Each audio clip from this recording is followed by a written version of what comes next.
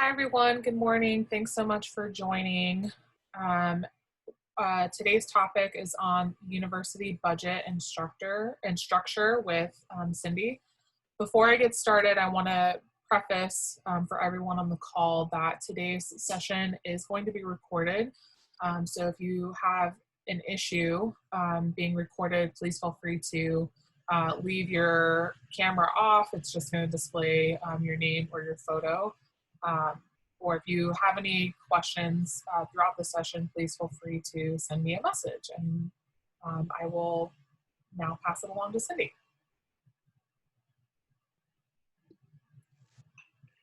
Hi, everybody. I'm Cindy Lopez. I am the outgoing Assistant Director for Budget and Finance. I have basically retired, but I have come back. I will be here till the end of June. So I've been with AS about 20 years, been in this current position about 15. So I deal with the budget all the time. That's one of the things I do. I have a basic presentation where I'm going to go over the relationship with AS and the university and talk a little bit about our budget and the structure of our budget. I'm going to try to share my screen to show our budget, but if I have trouble, I may have Holly jump in and get a copy of it. I haven't been a host for Zoom, and I haven't shared my screen very often, so I'm still learning. If you have any questions, please feel free, raise your hand. Maybe Holly can help me with that if I'm talking about something you have a question on, or we can wait till the end and we'll have some extra time for any questions you might have. Anything about the budget, doesn't have to be about anything specific that I went over, okay? All right, so I'm gonna start with Associated Students is kind of a different type of a department in the university. We are not on the university accounting system, as is almost the entire other university, except maybe like the alumni department has its own accounting structure as well. Associated Students is able to do this because we are student government and we need some financial autonomy from the university. This is apparent sometimes when our students are at odds with the university. So they appreciate the financial autonomy, and it is granted by the chancellor. Okay. We do use some of the university functions, however. All of our employees are university employees, so the university does process our payroll, all of our student payroll, all of our staff payroll. We are university employees. We have an arrangement with them where they go ahead and pay out on the payroll, and then we pay them back because we have our own bank accounts, which is unusual for any department on campus. We also use the gateway system to order supplies. That's another way we interact with the university. And some of our staff have flex cards, which is like a credit card that can be used, and then we get charged by the university as well. Okay, so our budget is based on student fees, and you probably all know that because you pay them. What Associated Students gets is $211.59 per student per quarter. It's a little less in the summer. I think it's like about $180 per student per quarter. Not all of our lock-ins have summer fees, and some of the summer fees are less than what they are during fall, winter, spring. Okay, so let me see if I can share my screen and pull up the Associated Students budget for 2020-2021. Let's see.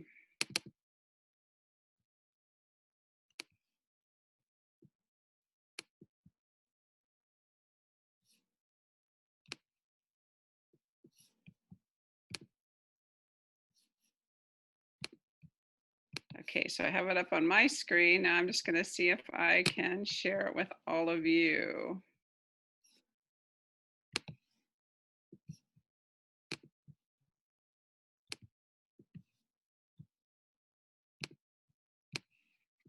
Okay, here we go. Let's see if this works.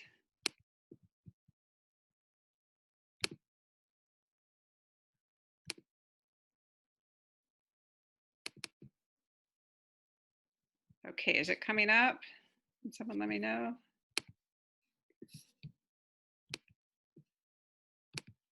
Can all of you see the budget? Holly? Yeah? Yeah, I know it looks good. It looks a little zoomed in, but it looks like you're zooming it out. Yeah.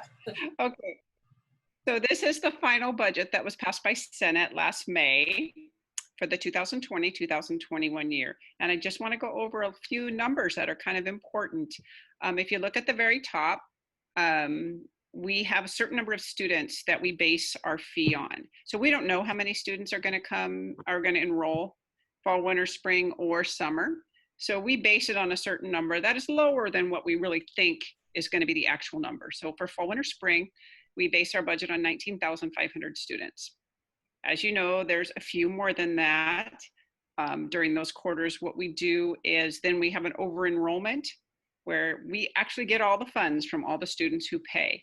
But for our basic budget, we count on having at least 19,500. In the summer, we count on 7,775 students enrolling. It's actually usually between 8,000 and 9,000. And just a little heads up, this last summer, we had huge enrollment. We had like over 11,000 students, which is kind of exciting. We weren't sure that would happen, but I think everyone was sitting around at home and wanted to take classes. So our enrollment is high. We're going to have some significant over enrollment for summer. I'm not sure about our fall numbers, but they look like they're going to be as high or higher than last fall. But I really won't know until August is over and we get the numbers to see how many students have paid and to see how many have canceled. So I'll find out in about 2 weeks how many funds we're going to get from students for fall quarter. So if you look through the very top of this, it shows 19,500 students at $211.59 for 3 quarters. We also have some interest that we get. All the money that AS has, we do have, most of it is in interest-bearing accounts.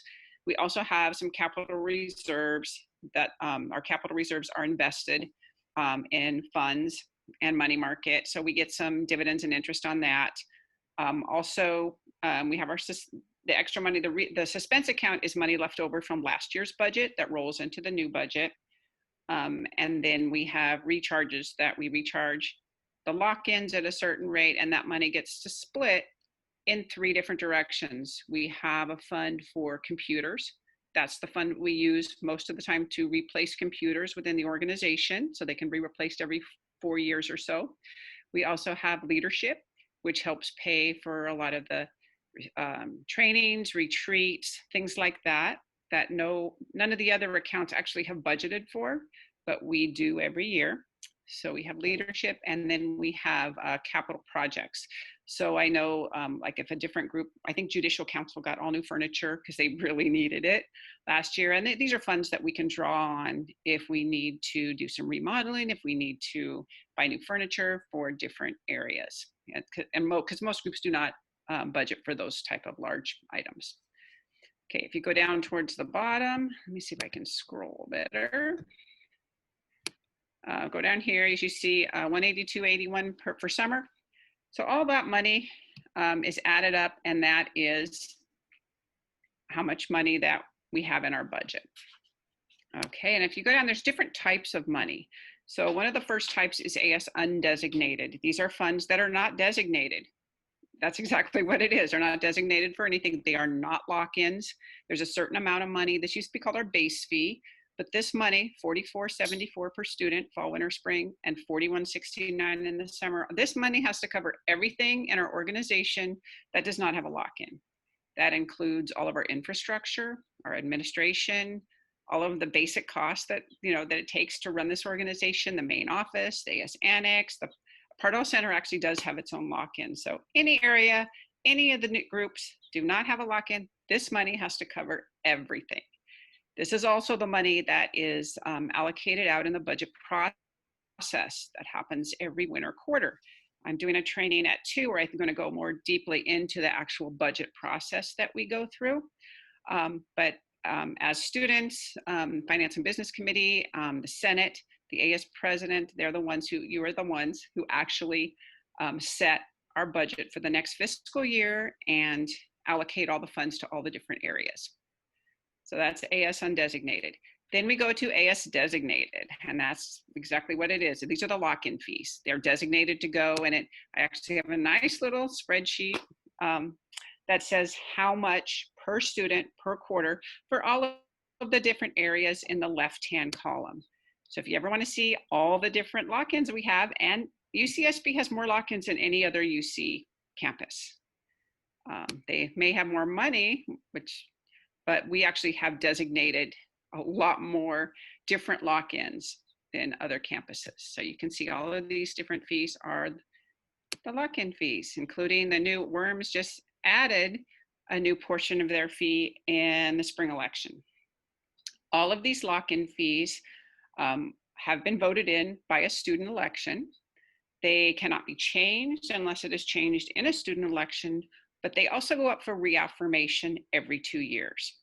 So all the students have to vote to reaffirm that they still want their funds to go to these things on the AS ballot every 2 years. It doesn't add to their fees, and we've never had an issue with getting them reaffirmed.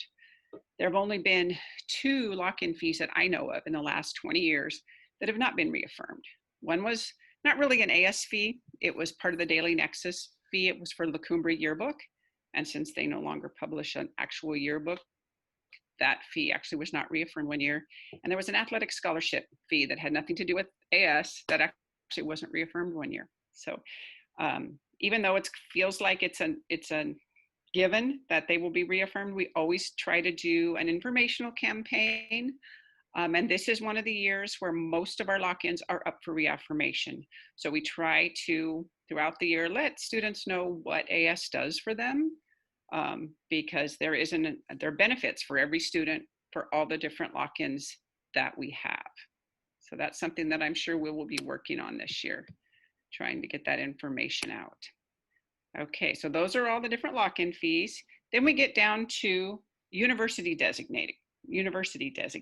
These are fees that go to university departments, but their fee came through the AS ballot. So I don't know if everyone knows, but in our election process, we have 2 ballots. Actually, there's 3 if you count the graduate students, but for undergraduates, there are 2 ballots. There is the AS ballot. Anything passed on this ballot actually is part of our budget. So these university departments came through Associated Students, raised their fee, and so we manage their money, we keep it on our budget. Now, we don't really manage the money. All of the university designated funds go directly to those apartments. They're called pass-throughs. So the money doesn't come into our bank account, but it's always included on our budget because it came through the AS election process. The other election process is called the CEC, the Campus Election Committee. And those funds are kept by the university. We do not see any of those. And just so you know, we have one fee. It was passed years ago for the Community Affairs Board. It's now the Community Volunteer Association, but it's a foundation. And those funds went through the CEC ballot.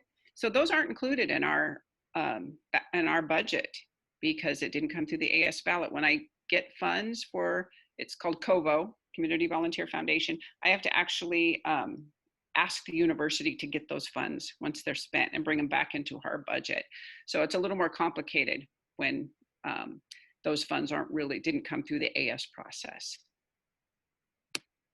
Okay, so those are all the university designated. Now we don't see those funds. We don't see those funds being spent, but I often get asked questions, so how do we know what they spent their money on? Because we do know what they said they were going to spend their money on when they actually were on the ballot. So what we do is we ask them to give us an annual report. Every year they're supposed to send us kind of a spreadsheet or some kind of a document that says, how did you spend the funds that you got through the AS budget, the money that comes to you, that lock-in fee. So we get that every year so that we have some idea, especially if we need to know that they're following what they've asked the funds for, that they're actually doing that. So that's really important for oversight. Okay. And then we get the rest of the budget really is just what is done in the budget process, the funds that are allocated to all, as you can see, all these different areas, all our AS departments, including staff salaries. All the staff salaries that are not taken out of a specific lock-in have to be paid for by the rest of the budget. And it's fairly substantial. As you can see, it's over $2 million to pay all of our staff. And that includes benefits, everything else that we get. Then there's all the other groups, as you can see, that do not have lock-in fees. We also have some lock-ins that ask for additional fees through the budget process. As you can see, SCORE, let's see, KCSB, Queer Commission, let's see, Com Personnel. Those are Zero Waste Committee. Those, they have asked for funds over and above what their lock-in fee is. Okay. So that, in a real quick way, is the AS budget. Now, does anyone have any questions on any specific part of this, or an area that I have not touched on that you would like me to talk about more?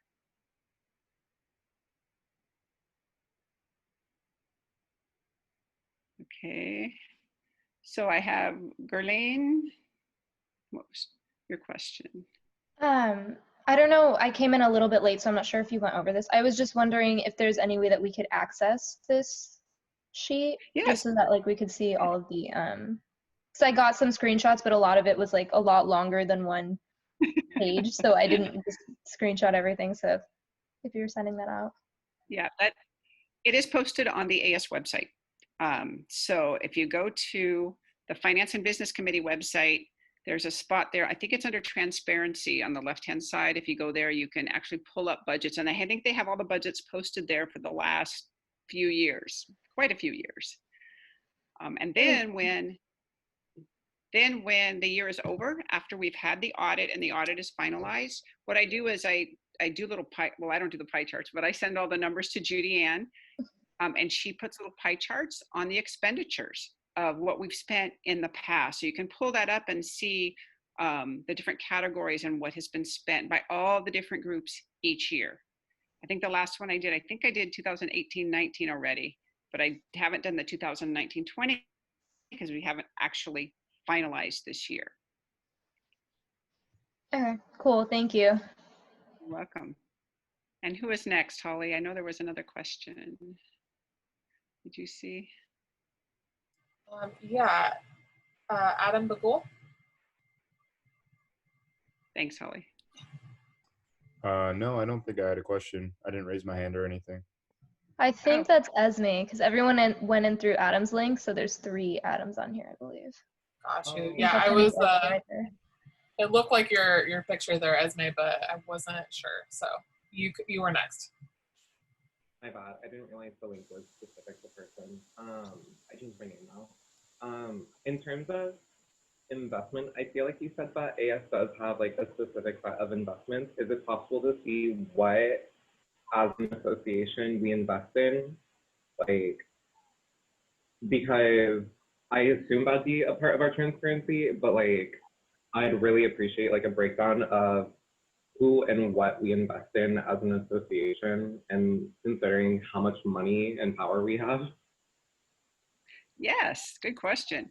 So we invest through Montecito Bank and Trust, who is our bank.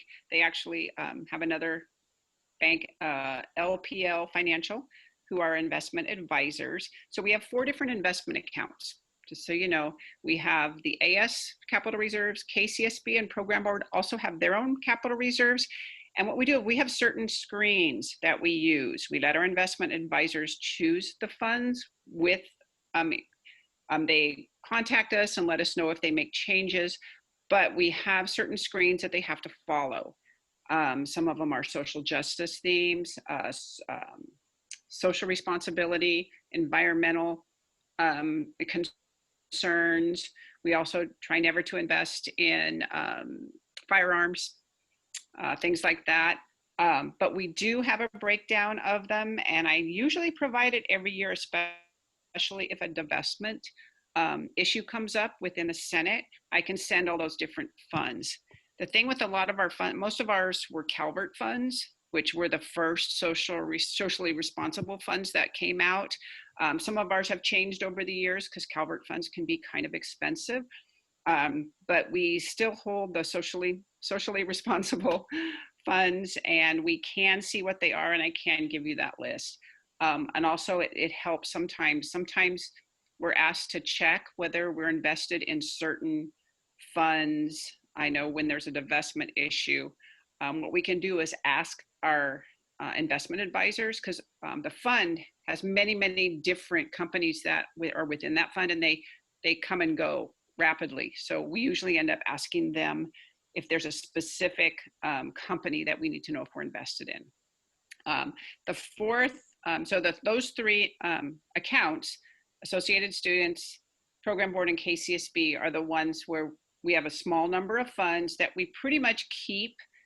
We don't buy and sell much. It's pretty much there. They're very kind of conservative funds to where they're not going up and down a lot. Then the Investment Advisory Committee has their own account. And they get to choose, as you know, they research a lot of different funds. They decide if they want to buy or sell. Well, they make a decision, they put it in their minutes, and then it goes to Senate. And I always tell them, try to make a presentation at Senate and explain what you are doing, why you're investing in certain funds. Senate passes it, they tell me, and then I tell the investment advisors to make the sale or to buy new funds. They have, I'm guessing, somewhere around $90,000 to $100,000 in their funds that they've invested, and it has built up over time. They have a pretty good record as far as making money and making dividends, but I can provide those for you at any time that you need them if you send that to me. Investment Advisory Committee is pretty up on what we have too.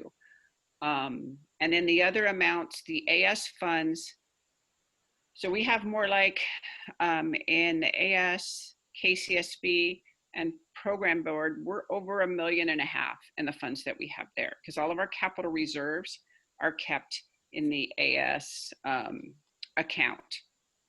And this is money that our auditors have told us you need to keep 2% of your income. It's between 2 and 17%, and that's a standard in the industry, depending on how solid your income is. Ours is pretty solid. It comes from student fees, so we keep about 2% of our annual income in capital reserves. In case something happened, the university closed down for a year or whatever would happen, we still would have funds to function. So I guess my main question is that, like, something I'm pretty interested in, like, finding out is whether or not we invest in specifically, like, lithium mining, especially in Latin America, since it's been used historically to uproot and very recently, like, force a coup d'etat in Bolivia. So I guess that's what I'm trying to figure out is, like, do we invest in resource extraction in developing countries that are often negatively impacting indigenous people? And we're also kind of seeing the same thing in Hawaii right now with, like, TMT. I don't know if you have that information on hand, but, like, that's kind of like what I'm looking for. Okay, I don't have it at the tip of my fingers, but I can find out for you. In fact, if you want to email me a little bit more specifics, I can find out. My guess is that we don't. I know we have our social justice screens in there.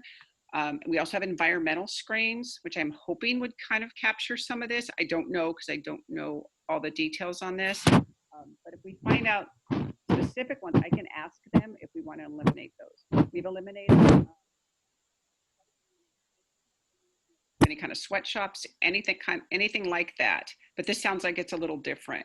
So if you let me know, I can find out. But I think the screening that we do and what we have set up to have them stay away from, hopefully would take care of this. But it's always good to check, because there's new issues that come up every year that we don't always stay current on. So yeah, please feel free to send it to me. I can check. Again, in some of our funds, they're very generalized, and you really have to go to the investment advisors to know exactly every single company that's within that.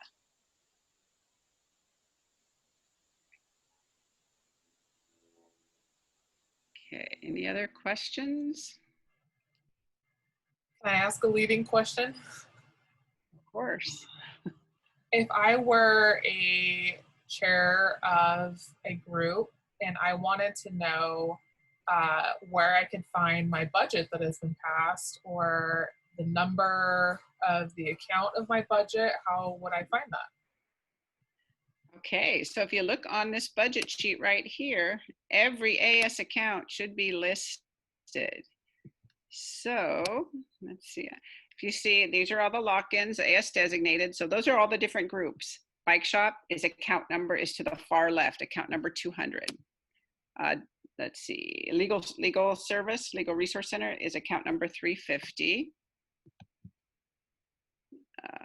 And also, if you go to the very bottom, if you want to know the actual, this will show, so on the allocations, here we go. Let's see, here is Environmental Justice Alliance was allocated $32,600.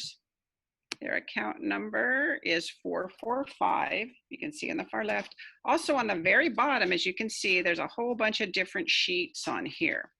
So if I scroll over to find their actual sheet, you can actually follow the budget process and how this works. Let me see if I can actually do this. So you can actually go to every single budget. There may be some that are not entirely filled in. Some of the lock-ins I may not have filled it in because that money is actually a given. They know they're going to get those funds. So here's Environmental Justice Alliance, EJA, they go by. So the first column is their budget request. That was the amount of money that they asked for when they first did their budget hearing for Finance and Business Committee. See if I can go down and get those bottom numbers on the screen. So they asked for $36,600 in those different categories. They did a budget hearing, explained why they wanted the funds, why they wanted that much money. Finance and Business got together and they allocated them $32,600. I know this last year they had to cut a lot of the budgets because more money was requested than they actually had to give out. Then the AS president gave them the same amount, and their final budget was $32,600. So that amount appears on the actual budget sheet as their final budget. But as we go through the budget process, you can see what they requested and how much was given in each step of the process. Did that help answer your question? Also, I wanted to highlight that page because I found it helpful when I was looking for sharing my group's budgets. And so I thought you all on today's call might find that helpful also. Yeah. Also, so this is what you start with. This is your starting budget. However, throughout the year, you're going to often, different groups will want to know how much money they have now. How much have they spent? How much do they have left? We can do that. However, it's not online. So that we have our financial system, which is not online, partly because we have sensitive information in the system. We have social security numbers and different things that we need for our 1099 process. So if you do want reports on how much you've spent and what your balance is, you can let me know. What we're going to try and do is have a monthly report sent out. So if you want to sign up for that, just send me an email where you want it emailed to, and I can send you 2 reports as we close off each month. I already have a couple different groups on this list. What I'll do is send you an expenditure audit, which lists absolutely every charge, every check that's been written out of your account, every journal entry, everything that's happened to your account going in or out. I'll send that to you. I can also send you a copy of our financial report, which shows your beginning budget, any adjustments, then it'll have your expenditures under activity, and then it'll finally have your balance so that you can see as we're going throughout the year how much money you have left over to spend. So that's not in this document, and it is something that you do have to ask for and sign up for to get that information.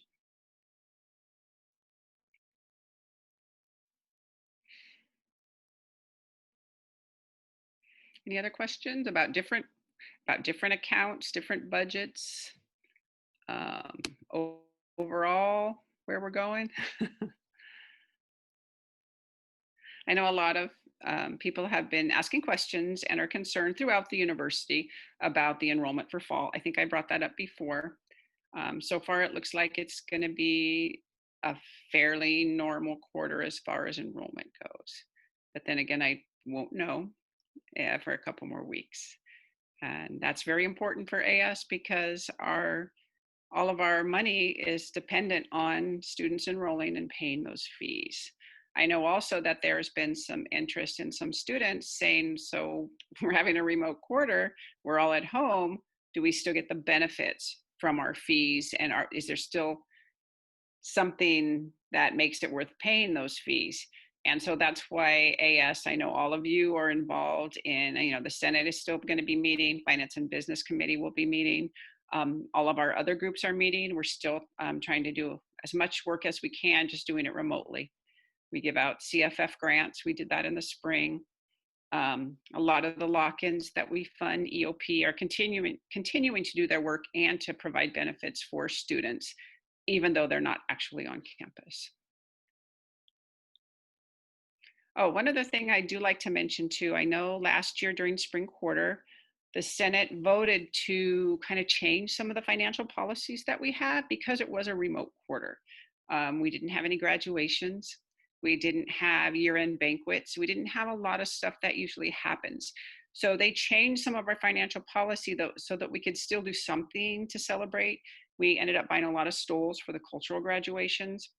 We ended up buying things for those graduations that we don't typically do, but because they couldn't actually have a ceremony, we did it. We also bought gift cards, like for year-end banquet type stuff, which that is actually against policy. So if you're thinking about spring quarter and you're thinking about fall quarter, if that's going to happen again for whatever happens during fall quarter, that would have to be a decision by Senate if they're going to change any policies because of the remote quarter. That was done specifically for spring. So now we're back to square one where all the financial policies are in place. And if the Senate decides to make a change because of the unusual circumstances, that would have to be your decision.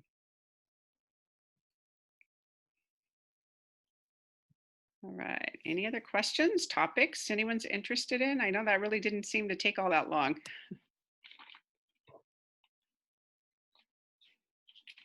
Let me see. Oh, I'll bring up a couple of other things. Let me go back to the original budget.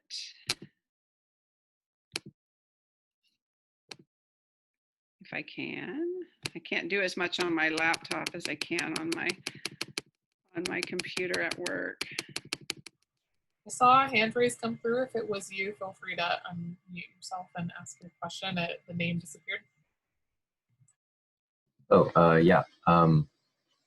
I something I just thought of. I saw earlier that a group that exceeds their yearly lock-in fee could request additional funds. Does that fund come from the AS undesignated fee? And if so, is that something that's approved by Senate?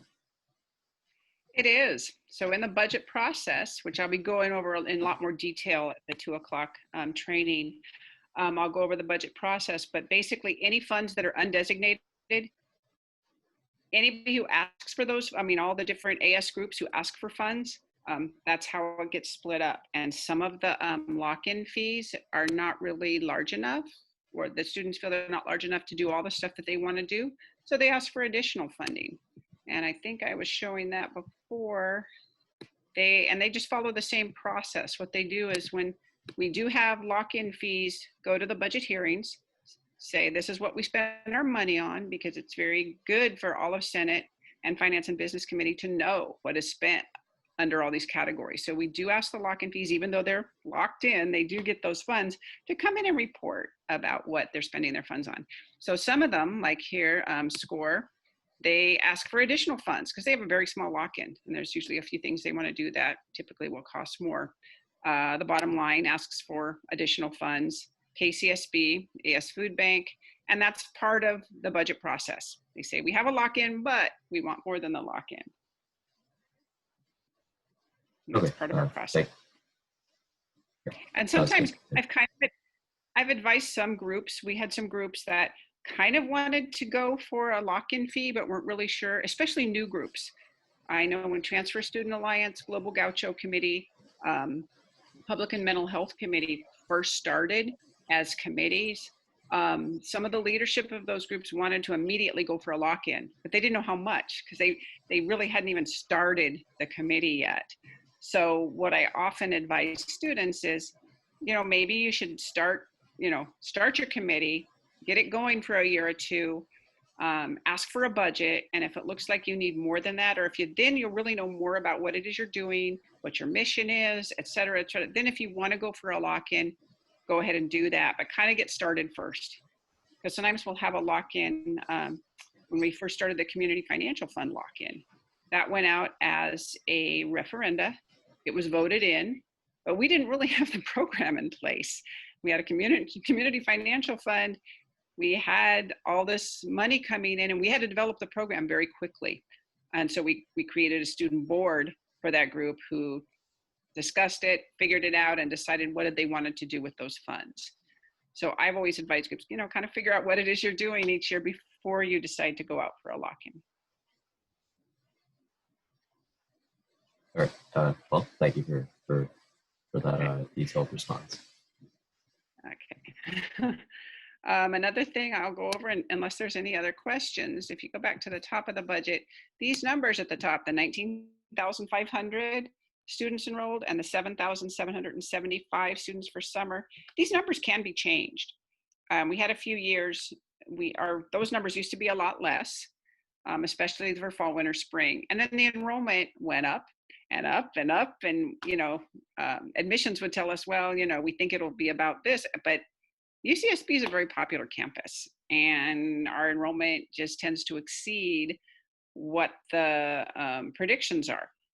So we are at 19,500, seems low, but what happens is fall quarter, there's a certain number of students, there's usually less in winter and even less in spring. So our goal is occasionally at spring, there's not that many more than 19,500 students. So I think 2 or 3 years in a row, we raised it up a little by little. But if Finance and Business Committee and Senate wanted to change those numbers, they can go into that. I could give them all the different numbers, you know, what's the enrollment for however many years back that they want to see, so they can decide if they think they should up those. It's kind of hard. You kind of don't want to, you know, raise it too high, because it may be just a couple of years are really high and it may go back down a little bit. We did that one time. Our summer numbers used to be 8,000, and then all of a sudden one year we only had 7,600 students. So it's a little bit awkward, because then we had the budget set, and I had to actually take money out of all the budgets because we didn't hit that number, which is why it kind of gets lowballed. But again, those numbers can be changed. They are changed by student vote of the Finance and Business Committee and Senate.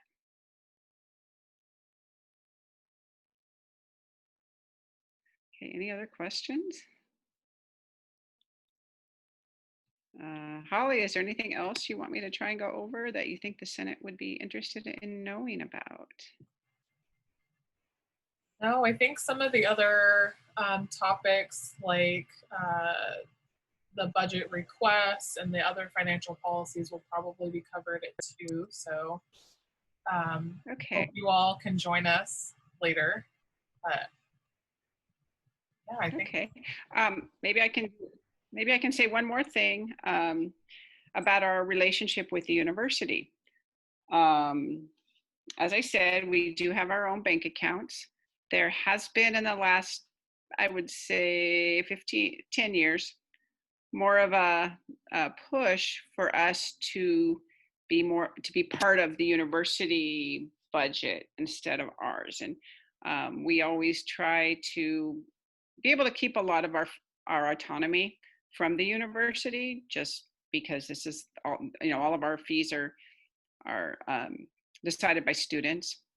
But we do have to interact with the university. So whenever you order like furniture services, if you want to rent Ivy Theater, if you want to rent a vehicle from Transportation and Parking Services, you will often get asked for a recharge number. Every other department on campus uses recharge numbers, and when you like rent a vehicle, they just recharge one of your accounts. We don't do that. So what we have to do is they bill us on a AS BARC account, kind of like your BARC accounts, but we get all these charges for all the AS groups there. So if you ever do these charges, you can always call these departments and make arrangements, get your vehicle, do whatever you need to do, but you also need to open up a purchase order so that when that bill comes in, however it is that the university is going to bill us, because we're a separate entity, we need to have a purchase order from your group so that we can pay those fees. But it does get confusing sometimes because we are different from every other department on the university. So they always assume that they can recharge us or they can do this or that. And it is a little different with associated students. So that's always good to know.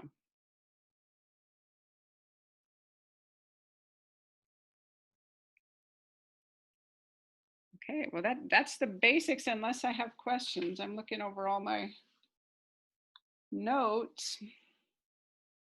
And that's most of what I wanted to cover. Maybe I'll go, since we do have a little bit more time. I kind of touched on this before, but I can talk a little bit about over enrollment. So as I mentioned, the summer fees, we base it on 7,775 students. We actually had over 11,000 students, which is huge. That's the most I've ever seen since I've been here at the university in the last 20 years. So if you think about that, we have over 3,000 payments from over 3,000 students that I didn't account for when we did the budget. So we get what's called over enrollment.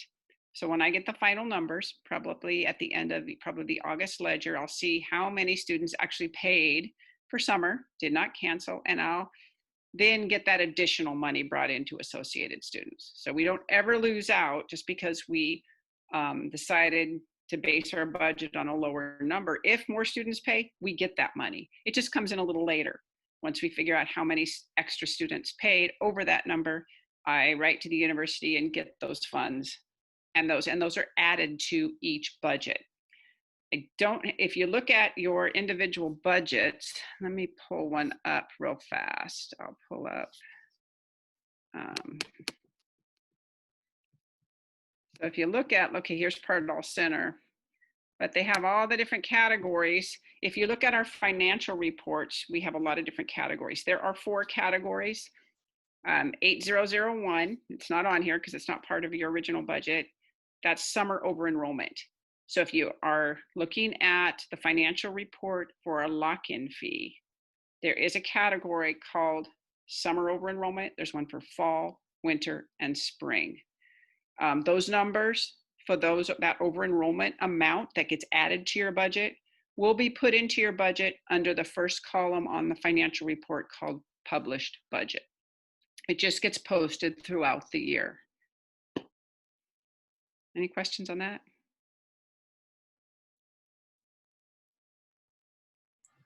May I see your hand raised for? Yeah, I had a question. So I know that traditionally we're not allowed to fund departments, but because we have lock-in fees that go to departments, is that kind of like one of the few ways that we can fund them? You mean the university designated? Yeah, like the stuff that goes to the MCC, student health. The reason we can is those were referenda on the ballot. So all of the entire student body at UCSB, it was on the ballot and they said, do you want to give some of your funds to the Multicultural Center? And they voted yes. So we don't necessarily allocate a lot of our funds to university departments. We do occasionally. I know we give funds to the library every year for the UCSB Reads program, but it's for a particular program they put on. It's not just giving money to them. We also have a very large lock-in, $21 per student per quarter that goes to student health. And again, this was voted in by student election. So when we go to all of the students and they say, yes, we want to give our funds to it, then we can give our funds to that. So then, I guess I have like a question on what's on the screen. I see that CSOs are listed and that they're given 22,000, or that's the proposed budget. I thought it was my understanding that CSOs are not only a part of the UCPD, like UCSB, like police department, but they're also through their payroll. So then is UCPD receiving AS money? Yes. So this is a very specific thing at the Pardall Center, because at the Pardall Center, we actually have a CSO, or one, I think just one CSO stationed there all the time. Not right now because it's closed. But when it was open, we asked the police department to have a CSO there at all times. That we had some issues over there where we felt like we needed some security. So that's actually a bill. I mean, if we ever hire the UCPD or CSOs for events, we have to pay them. So that's just part of, being billed for specific things that we've asked them for. Does that make sense? We're not giving it to them for anything. We're giving it to them for specifically how many hours their CSOs are sitting in Pardall Center because we asked them to. So just to clarify, then it's only for the one CSO that is 24 hours at Pardall Center and not just going to UCPD for general usage or to pay the CSOs that are not at Pardall Center. It's only to pay the fees for the CSOs at Pardall Center. They've split it out in their budget because it's a significant part of their budget. I know Program Board pays significant amount of money to both UCPD and the CSOs for their different events because they have to have them there, and whatever charges they do, and it's for how many officers they've had, how much it costs. They have a flat, a rate for that. But we don't give it to them just to fund their department. It's specifically a bill for their services, like we would if we had Miller Security come. They have a fee. This is how much it costs for us to provide security for this event.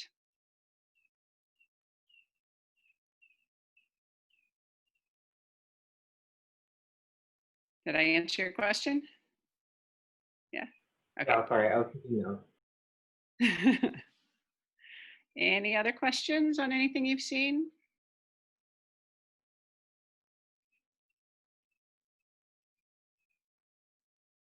Okay. If you think of questions after this is over, please feel free to ask.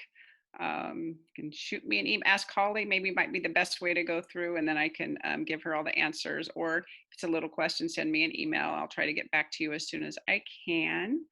I try to, but my inbox sometimes gets overloaded, especially at year end. But I'd be happy to try to answer any of those questions. Or Holly will. She'll come to me and we'll make sure we can answer any questions you have. Okay. Thanks so much, Cindy. Thank you, everyone that has joined us today. If you missed, I dropped in the chat the link to the form from Tiana's office that basically just marks your attendance. Please fill that out. And then, like Cindy said, please feel free to reach out to me. I can help field any questions, or to her directly. We can help with any of that. And then if you, like I said earlier, want to learn more, we're going to have another session at 2, so please feel free to join us then as well. All right. Thank you, everybody.